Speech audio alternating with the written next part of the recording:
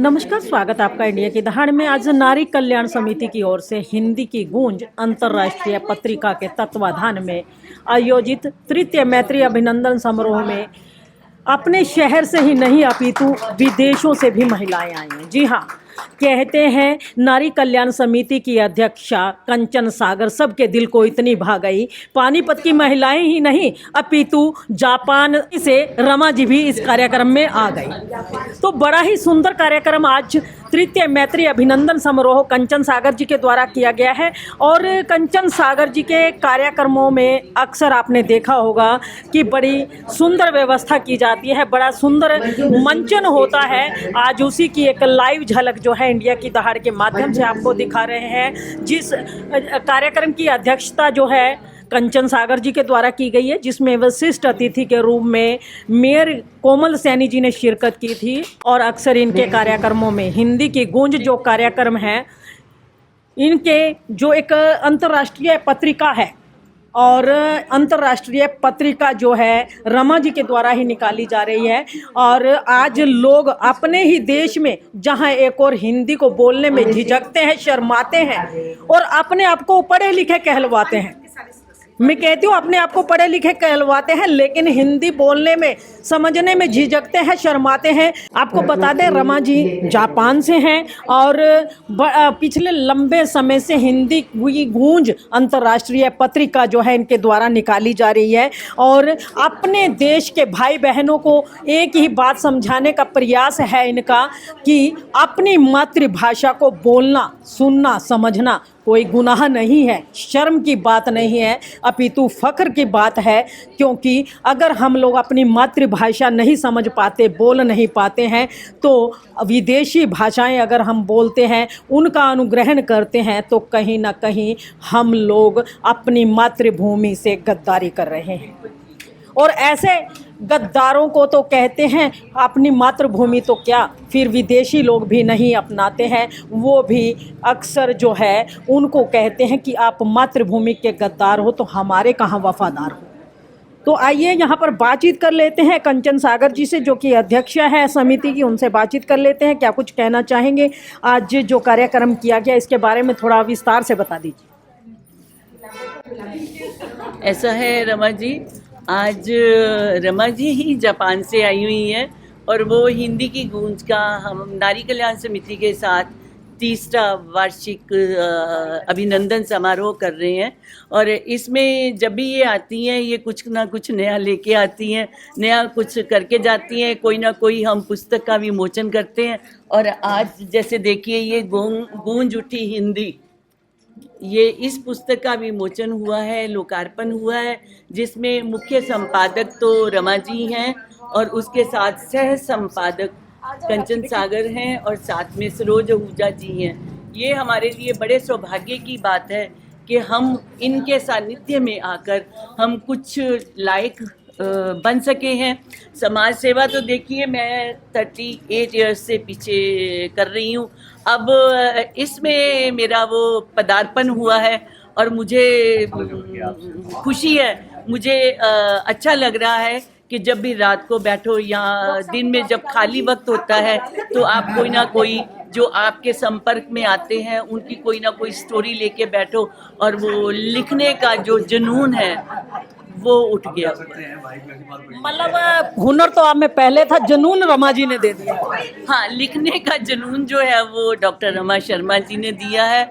वो कीड़ा जो था अंदर वो कुलबुला रहा था, वो अब बाहर निकल आया है।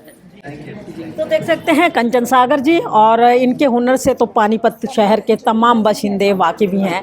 लेकिन उनका कहना है कि जो लिखने का कीड़ा था वो अंदर ही कुलबुलाता था, लेकिन रमा जी ने उसको बाहर निकाल दिया। इसका श्रेय जाता है रमा शर्मा जी को, जो जापान से कहते हैं पानीपत में आई हैं और पानीपत में इन्होंने हिंदी की गूंज यहाँ पर पूरी तरह से फैलाई है। और रमा जी की एक खासियत है, इन्होंने जापान में रहते हुए भी अपनी मातृभाषा को नहीं छोड़ा, मातृभाषा को नहीं त्यागा। इन्होंने अपनी मातृभाषा को ही अपना जुनून, अपनी ताकत बना लिया और जापान के अंदर भी एक पत्रिका जो है हिंदी की गूंज अंतर्राष्ट्रीय पत्रिका का विमोचन कर आज हिंदी को माथे की बिंदी बना दिया विश्व पटल का।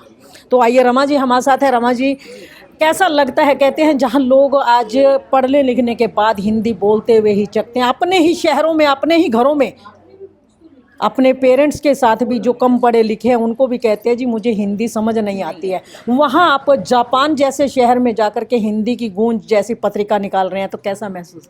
देखिए, सबसे वहाँ जाके तो बहुत ही अच्छा लगा है, क्योंकि वहाँ हर देश की पत्रिका है जापान में जी। लेकिन भारत की नहीं थी। तो मैंने ये पहल की, ईश्वर की कृपा से ये वहाँ पे रजिस्टर्ड है। अब एक बाल पत्रिका भी रजिस्टर्ड हो गई, हिमावारी। उसमें बच्चों की कहानियाँ, बच्चों की हर चीज़, जैसे हमारे बचपन में चंपक नंदन आती थी उस तरह की शुरुआत की है। और हिंदी की गूंज भारत में इसलिए ज़्यादा अच्छी लगती है क्योंकि वाकई ये बात है, यहाँ पे बच्चों को हिंदी बोलने में बड़ी प्रॉब्लम है।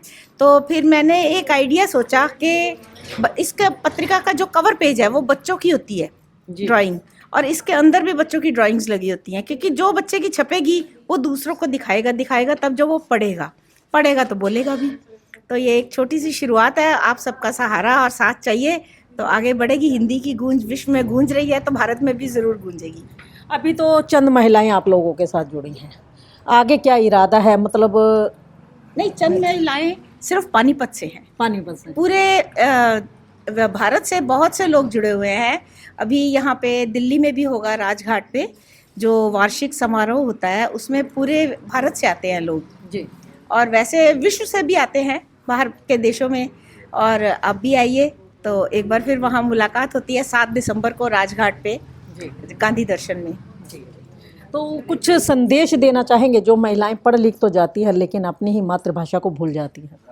नहीं, वो महिलाएं क्या, पुरुष भी हैं इस कैटेगरी में, वही भी आते हैं? सब यही बात है कि अगर आप अपनी मातृभाषा को भूल जाएंगे, अपनी चीज़ को आप डिग्रेड करेंगे, तो किसी से आप क्या उम्मीद करते हैं कि वो आपकी तारीफ करेगा?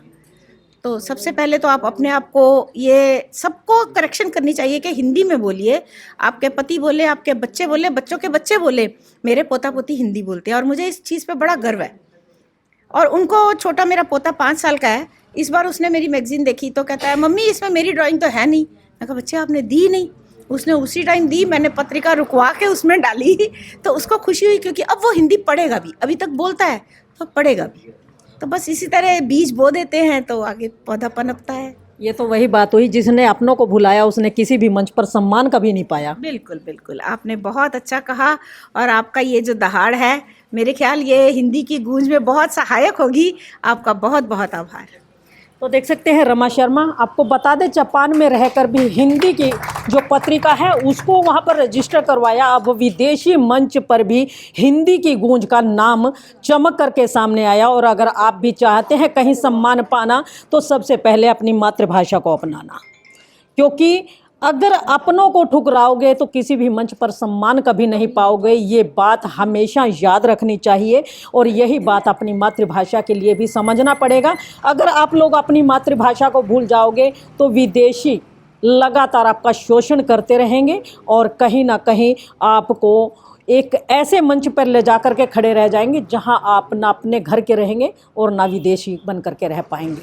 तो इसीलिए हिंदी की गूंज पत्रिका से एक छोटी सी सीख जरूर ले लीजिए, हिंदी को अपनाइए और अपने ही देश में नहीं अपितु विदेशों में भी मान सम्मान पाइए। तो खबर को साथ के साथ शेयर अवश्य कीजिए, लाइक भी कीजिए। और आंटी हमारे साथ हैं। जी आंटी। हाँ, मैं ये कहना चाह रही हूँ कि इनमें हिंदी की गूंज का ये जो पत्रिका है इसमें ये बच्चों से मंगवाते हैं पेंटिंग्स, और जिसमें इस बार जो है वो जो हमारे बाल विकास स्कूल की एक द्विशा बत्रा है उसकी पेंटिंग सिलेक्ट हुई है और वो कवर पेज पे आई है, जिसके लिए स्पेशल इन्होंने मोमेंटो और उसके लिए उपहार लाए हैं कि वो देखिए, ये पानीपत के लिए बड़े गौरव की बात है कि पानीपत की बच्चे की पेंटिंग जो है वो सिलेक्ट हुई है। और इनकी जो टीचर है साथ में योजना रोहिला, वो भी आ जाएं प्लीज़। अच्छा रमा जी, अगर कोई आम महिला जो आपसे जुड़ी हुई नहीं है लेकिन चाहती है कि आपकी पत्रिका में कोई स्थान उनकी कविता को या उनकी कहानी को कोई मिले, तो वो पॉसिबल है? बिल्कुल पॉसिबल है। रचनाकार कोई भी हो, उसकी रचना का स्वागत है। कोई भी बच्चा हो जिसकी कविता हो, कोई पेंटिंग हो, ड्राइंग हो, उसका स्वागत है।